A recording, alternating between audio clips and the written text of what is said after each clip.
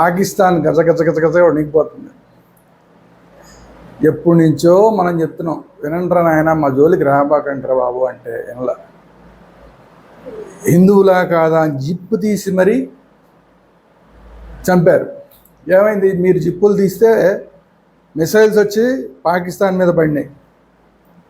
హిందువుల జిప్పులు తీస్తే మిసైల్స్ వచ్చి పాకిస్తాన్ మీద పడినాయి. హిందువుల ఆత్మగౌరవాన్ని దెబ్బతీస్తే ఏం జరుగుతుందనేది ఈరోజు భారతదేశం పాకిస్తాన్కి మాత్రమే కాకుండా మొత్తం ప్రపంచానికి అందరికీ చూపిస్తుంది. కళ్ళకంటి కంట కన్నీరొరికిన సిరి ఇంట నుండనల్లదు అని చెప్పి పెద్దలు చెప్పారు. ఎవరైతే ఆడపిల్లల కళ్ళం బట్టి నీళ్లు కార్పిస్తారో అలాంటి వాళ్ళకి వాళ్ళ దగ్గర డబ్బు ఉండదు అని చెప్పి ఎప్పుడో చెప్పారు. ఇప్పుడు పాకిస్తాన్ ఏమవుతోంది? మన ఆడపిల్లల మొగుళ్ళందరినీ చంపేసి, వాళ్ళ కళ్ళ ముందే చంపేసి, నా మొగుడిని ఎలాగ చంపేసావు నన్ను కూడా చంపే, నా కొడుకుని చంపే అని బతిమాలితే కూడా ఆడవాళ్ళని చంపకుండా పోయి మీ మోడీకి చెప్పుకోండి అన్నారు. ఇప్పుడు ఏమైంది? మోడీకి చెప్పారు. చెప్తే ఇప్పుడు ఏమైంది? పాకిస్తాన్ ఇప్పుడు నామరూపాలు లేకుండా పోతుంది. ఇదే మూర్ఖత్వాన్ని ఇంకా కంటిన్యూ చేస్తే ఇంకా సర్వనాశనం అవుతుంది పాకిస్తాన్. ఆర్థికంగా చితికిపోయింది పూర్తిగా. ఇప్పుడు పాకిస్తాన్ గడగడగడలాడిపోయి మా కరాచీ పోర్టు పోయింది, మా ఆర్థిక వ్యవస్థలన్నీ దెబ్బతినేసినాయి, మా బ్యాంకులన్నీ దివాళా తీసేసినాయి, మమ్మల్ని రక్షించండి, మమ్మల్ని ఆదుకోండి అని చెప్పి ఇప్పుడు లేటెస్ట్గా ప్రపంచ దేశాలందరినీ కూడా వేడుకుంటుంది పాకిస్తాన్. అసలు వీళ్ళ ఉద్దేశమే అది. వీళ్ళు యుద్ధానికి కావాలని కాలు దువ్వింది దేనికంటే వీళ్ళ దగ్గర చేతికి పట్టుకొని మొత్తం ప్రపంచం అంతా తిరిగినా ఇది ఒక రోగ్ కంట్రీ, ఇది ఒక టెర్రరిస్ట్ కంట్రీ అని చెప్పి అందరూ డబ్బులు ఇవ్వడం మానేశారు, అప్పులు ఇవ్వడం మానేశారు. దాంతో కాఫీ తాగడానికి, టీలు తాగడానికి కూడా డబ్బులు లేని పరిస్థితి. లీటర్ పాలు 150, 200 అయిపోయినాయి. ఒక డజన్ గుడ్లు కొనుక్కోవాలంటే 100లోకి వెళ్ళిపోయింది. కనీసం మంచి ఆటా దొరుకుతుందేమో, ఆటా దొరికితే కనీసం చపాతీలన్నా చేసి తిందాం అనుకుంటే, రొట్టెలన్నా చేసి తిందాం అనుకుంటే వాటి ధరలు కూడా కొననెక్కిపోయినాయి. బతకలేని పరిస్థితి, ఉండలేని పరిస్థితి, చావలేని పరిస్థితి. ఎందుకు ఈ పరిస్థితి అంటే ఉన్న డబ్బులన్నీ తీసుకెళ్ళి ఆ టెర్రరిస్టులకి పోసి, ఇక్కడ భారతదేశంలో స్లీపింగ్ సెల్స్గా పనిచేస్తున్న వాళ్ళకి ఆ డబ్బులన్నీ తీసుకొచ్చి పోసి అట్లా వాళ్ళందరినీ మేపి దేశాన్ని సర్వనాశనం చేశారు. గత కొన్ని సంవత్సరాలుగా, గత 30-40 సంవత్సరాలుగా పాకిస్తాన్ దేశాన్ని సర్వనాశనం చేశారు అక్కడ నాయకత్వం. దానివల్ల ప్రజలు పేదరికంలోకి వెళ్ళిపోయారు. ఆర్థికంగా దేశం దెబ్బతినిపోయింది. ఈరోజు బ్యాంకులు దివాలా తీసే పరిస్థితి. ఇప్పుడు బ్యాంకులకు వెళ్తే 3,000 కన్నా ఎక్కువ ఇవ్వమని చెప్పి బ్యాంకులు అంటున్నాయి. ఎందుకంటే మొత్తం బ్యాంకుల్లో అన్ని డబ్బులు తీసేస్తే బ్యాంకులు దివాలా ఎత్తిపోతాయి. Share market, Pakistan share market పడిపోయింది. దాన్ని మొత్తానికి మూసేశారు. అసలు ట్రేడింగే జరగకుండా మూసేశారు.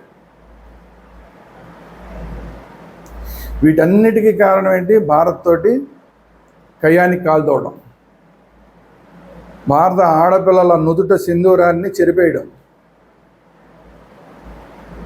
భారత హిందూ మగవాళ్ళ ప్యాంటు జిప్పులు తీసి చూడడం. దీనివల్ల ఈరోజు పాకిస్తాన్ సర్వనాశనం అవుతోంది. ఆ రోజు మనం భారతం చదువుకున్నాం. భారతంలో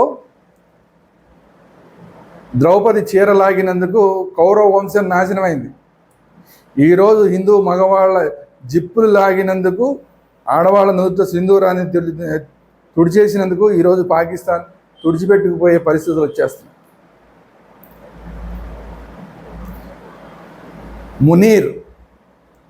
మునీర్ అనేవాడు అక్కడ సైన్యాధ్యక్షుడిగా ఉన్నాడు. పిచ్చివాగుడంతా వాగి అందరినీ రెచ్చగొట్టి భారతదేశం మీదకి పంపించాడు. ఇప్పుడు సైన్యాన్ని కూడా పంపిస్తున్నాడు. ఆ సైన్యం ఏమో యుద్ధం చేయలేని పరిస్థితుల్లో ఉంది.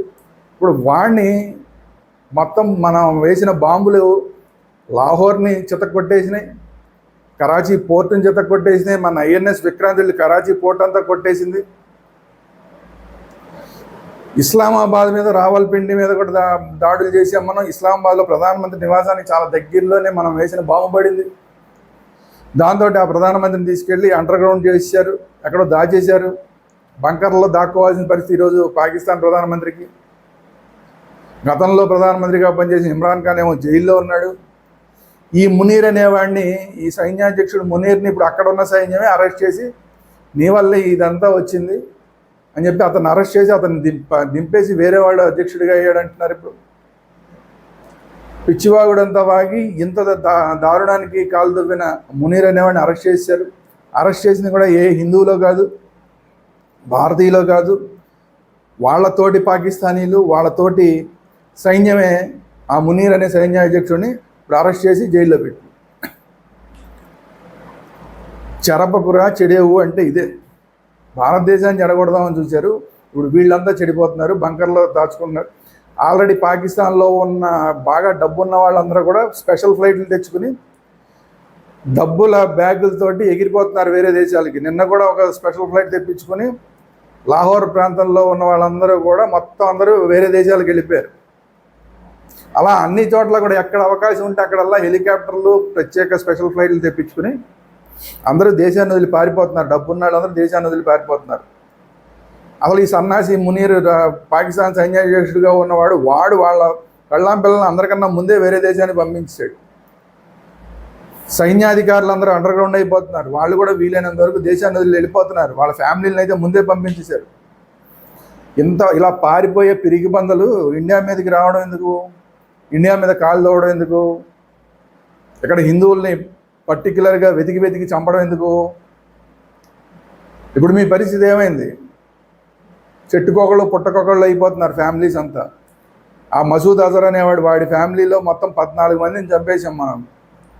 వాళ్ళందరూ కూడా టెర్రరిస్టే, వాడి ఫ్యామిలీ అంతా టెర్రరిస్టే. మొత్తం 14 మందిని లేపేసాడు, ఆడొక్కడే మిగిలాడు. ఇప్పుడు ఆడొక్కడు నేను ఎందుకు బతుకున్నాను రా బాబు అని ఏడుస్తున్నాడు ఎక్కడో దాక్కుని. ఇది ఈరోజు పాకిస్తాన్ పరిస్థితి. సో ఈ పరిస్థితికి స్వయంకృతాపరాధం, ఇదంతా కూడా కావాలని తెచ్చుకున్న స్వయంకృతాపరాధం. ఇప్పుడు కూడా అడుక్కుంటున్నారు, ప్రపంచాన్ని డబ్బులు అడుక్కుంటున్నారు. ఆ డబ్బులు ఏమైనా వస్తే మళ్ళీ కొన్నాళ్ల పాటు ఈ డ్రామాను నడిపించవచ్చు, మళ్ళీ దేశానికి కొంత నడిపించవచ్చు. లేదా దేశాన్ని నడిపించే పరిస్థితి కూడా ప్రధానమంత్రి దగ్గర లేదు, సైన్యాధ్యక్షుడి దగ్గర లేదు. సైన్యానికి జీతాలు ఇవ్వలేని పరిస్థితి. మనతో యుద్ధం చేయాలంటే ఆ యుద్ధ ట్యాంకుల్లో పెట్రోల్ పోయేది 2 రోజుల కన్నా మించి లేవు. పెట్రోల్ కూడా పోయించలేని పరిస్థితి, పెట్రోల్ కూడా అయిపోయింది అక్కడ. సో ఇట్లాంటి పరిస్థితుల్లో దేశాన్ని కాపాడాలి, దేశాన్ని నడపాలి అంటే ఇండియా మీద యుద్ధం చేసి ఆ ఇండియాని బూజిగా చూపించి మాకు డబ్బులు ఇవ్వండి అని చెప్పి ప్రపంచ దేశాలను అడుక్కోవడం కోసం ఇంత డ్రామా చేస్తుంది పాకిస్తాన్. ఈ డ్రామా చేసినందుకు మొత్తం అంతా రివర్స్ అయిపోయి మనం ఇంత రిటాలియేషన్ చేస్తామని అనుకోలేదు పాకిస్తాన్. ఏదో చిన్న సైజు యుద్ధం చేస్తాం మన బూజిగా చూపించేసి వేరే దేశాల దగ్గర డబ్బులు తెచ్చుకోవచ్చు అనుకుంది. ఇప్పుడు మనం ఏకంగా పెద్ద స్థాయిలో అసలు వాటర్ ఆపేస్తాం, సింధు నదీ జలాలను ఆపేస్తాం అనుకోలేదు. సింధు నదీ జలాలను ఆపేసాం, ఉన్నది జలాలనేమో పాకిస్తాన్ మీదకి వాటర్ బాంబులాగా వదిలేసాం. అలా కొంత నాశనం అయిపోయింది. నిన్న కరాచీ పోర్టు మీద మన INS విక్రాంత్ దాడి చేసి మొత్తం కరాచీ పోర్టు అంతా నాశనం చేసింది. సో అన్ని విధాలుగా కూడా ఇప్పుడు పాకిస్తాన్ నాశనం అయిపోయి ఏమి చేయలేని పరిస్థితిలో ప్రపంచాన్ని రక్షించండి బాబు అని అడుక్కుంటుంది.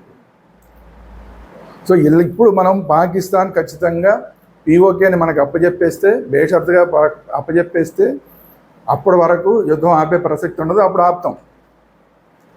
ఇంకా పాకిస్తాన్ ఒక వారం రోజులు ఇలాగే చేస్తే పాకిస్తాన్ 4 ముక్కలు అయిపోవడం ఖాయం. అంతకుముందు మనం ఒకసారి వీడియో పెట్టాం.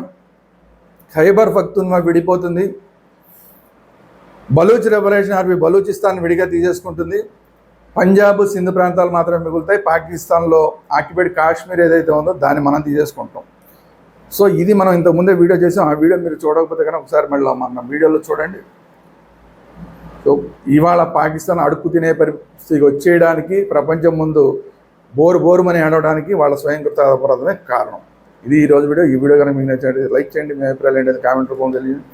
అలాగే ఈ వీడియోని అందరికీ షేర్ చేయండి. ముఖ్యంగా మన ఛానల్ వేదాంత ఛానల్ని సబ్స్క్రైబ్ చేయండి. సబ్స్క్రైబ్ చేస్తే ఇలాంటి మంచి వీడియోలన్నీ కూడా చాలా వస్తూనే ఉంటాయి. ప్రతి యుద్ధానికి సంబంధించిన అప్డేట్స్ అన్నీ కూడా ఎప్పటికప్పుడు మన ఛానల్లో వస్తూ ఉంటాయి. జై హింద్, భారత్ మాతాకి.